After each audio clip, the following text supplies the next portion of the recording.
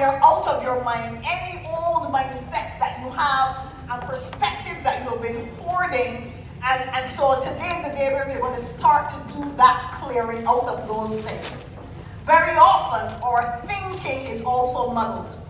So it's like a dolly's hair that is matted, and the only way to get it undone is to take the time to patiently unravel all of that. Thank you, sir.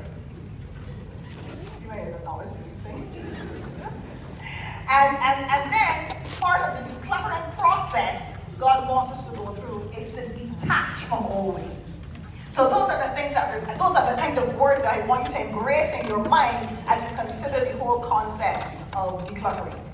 And then when we think of discovering, these are the words I want you to think about. So we're going to be finding something that we don't expect to normally find in a search. You're going to discover this thing. You're going to unravel some of the mysteries. Some of that is going to come later in some of our speakers. And then you're going to highlight and embrace new insights and perspectives as you receive these truths into your heart. So those are the kind of verbs that I want you to be thinking of as you consider the whole concept of decluttering and discovering. So this journey of decluttering to discover is one of distilling and demystifying and destroying perspectives and thinking that hide and disguise opportunities and views that can open up and expose light in one's life. That's the definition that the Holy Spirit gave me. It's a journey of distilling and demystifying and destroying perspectives and thinking that hide and disguise opportunities. So there are things that are going to come across your path after today, but because you have distilled and demystified some of those things, you're going to be able to see them clearer than you normally used to do that. So in order to discover, one of the things we have to do is declutter. So, the first thing we have to declutter is our mindsets. We have to declutter our mindsets. There are certain things that have crowded our minds over time and have caused us not to be able to see what God has in store for us. And the first one, it has to do with a transformation of the mind. Now, the Bible tells us in Romans that we have to be transformed by the renewing of our minds.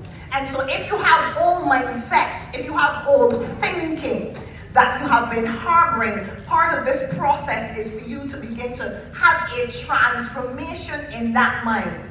So sometimes we see ourselves as only this. Those are some of the labels that we like to use, you know. I am only so-and-so. Stop using only. Get rid of it. You know, because what you're doing is that we are discrediting what God has given us by attaching only to it. Because we're not highlighting that we're unique, we're just highlighting that that is all it is. That is all it is. And so the Holy Spirit wants us to stop using terms like that. Stop using the only thing and begin to think differently. Stop delaying these decisions that you have to make. God has birthed something in you. God has given you something to do. And I'm speaking to myself because I'm a culprit. God has given you something to do, and you sit down on it, and you wait, and as the Bajans will say, you pala. I don't know if you all know that word, right? And you pala, and you don't do what you're supposed to do because there are so many doubts coming into your mind.